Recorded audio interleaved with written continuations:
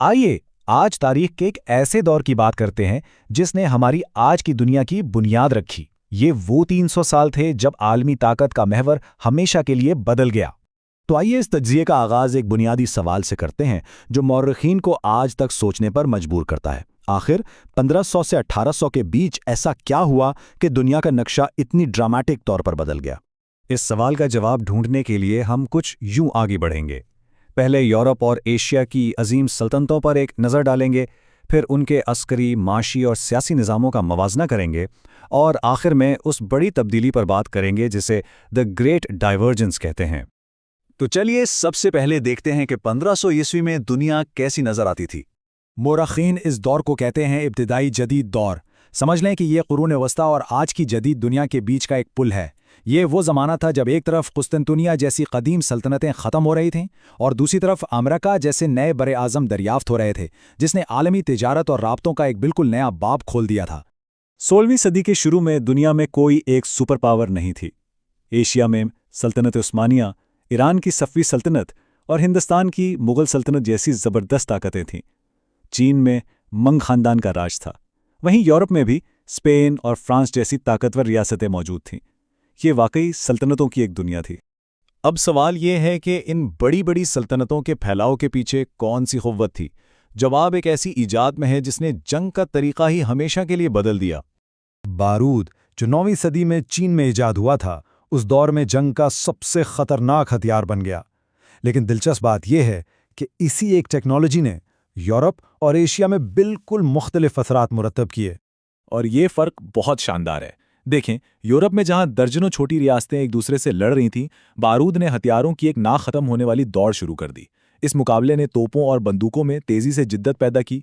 इसके बिल्कुल बरक्स एशिया की बड़ी सल्तनतों ने बारूद को अपनी वसी सरहदों को महफूज बनाने और अपनी ताकत को अंदरूनी तौर पर मजबूत करने के लिए इस्तेमाल किया, जिससे वहां तवील अरसे तक अमन कायम रहा। ज़ाहिर है, जंग और तोसी के लिए पैसा चाहिए, बहुत सारा पैसा। आइए अब देखते हैं कि इन सल्तनतों के माशी इंजन कैसे काम करते थे और तिजारत ने दुनिया को कैसे जोड़ रखा था।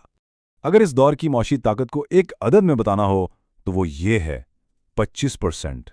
ये हैरान कुन अदद दरअसल 17वीं सदी में आलमी जीडीपी में सिर्फ मुग़ल हिंदुस्तान का हिस्सा था।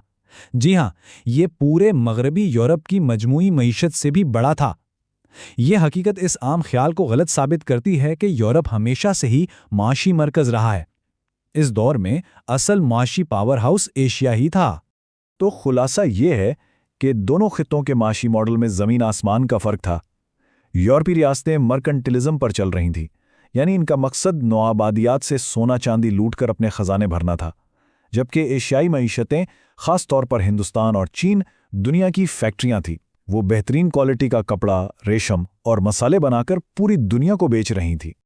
अब इतनी बड़ी फौजी और माशी ताकत को चलाने के लिए मजबूत सियासी निज़ाम भी तो चाहिए ना। लेकिन यहाँ भी मशरिक़ और मगरिब ने बिल्कुल अलग अलग रास्ते अपनाए। ये टाइमलाइन बड़ी दिलचस्प चीज़ दिखाती है। एक ही वक्त में जब यूरोप मजहबी जंगों के बाद कौमी रियासतों का एक नया सिस्टम बना रहा था, उसी वक्त जापान और चीन जैसी ताकतें अपने वसी इलाकों को एक मरकज़ी निज़ाम के तहत और भी मजबूत कर रही थीं। तो नतीजा क्या निकला? यूरोप में एक ऐसा सिस्टम बना जिसे हम ताकत का तवाज़ुन कहते हैं, जहां कोई एक रियासत दूसरी पर पूरी तरह हावी नहीं हो सकती थी, और इस वजह से मुकाबला मुसलसल चलता रहा। इसके बरक्स मशरकी एशिया में ख़ानदानों ने बड़ी, मरकज़ी और अक्सर बैरूनी दुनिया से कटी हुई सल्तनतें कायम की, जिनका सारा जोर अंदरूनी इस्तेहकाम पर था। और यही बात हमें इस दौर की सबसे बड़ी तारीख़ी पहेली की तरफ ले आती है। अगर एशियाई सल्तनतें इतनी ताकतवर, अमीर और मुस्तहकम थीं, तो फिर आखिरकार आलमी ताकत का तवाज़ुन मगरब की तरफ क्यों झुकने लगा? मोरखीन इस बड़ी तब्दीली को एक नाम देते हैं, द ग्रेट डाइवर्जेंस, यानी अजीम तफरीक।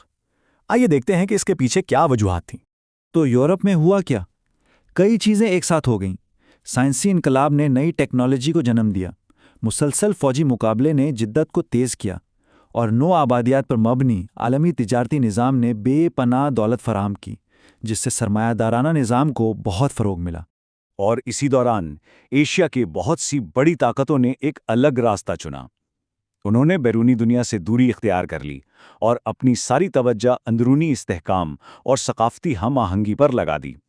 یہ استحکام کے لیے ایک کامیاب حکمت عملی تھی، لیکن شاید اسی وجہ سے وہ خلل ڈالنے والی تبدیلی رک گئی جو یورپ میں ہو رہی تھی۔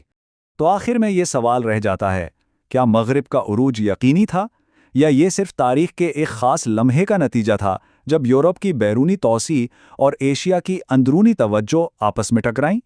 یہ وہ سوال ہے جو آج بھی ہماری دنیا کو بنانے والی قوتوں کو سمجھنے میں مدد دیتا ہے۔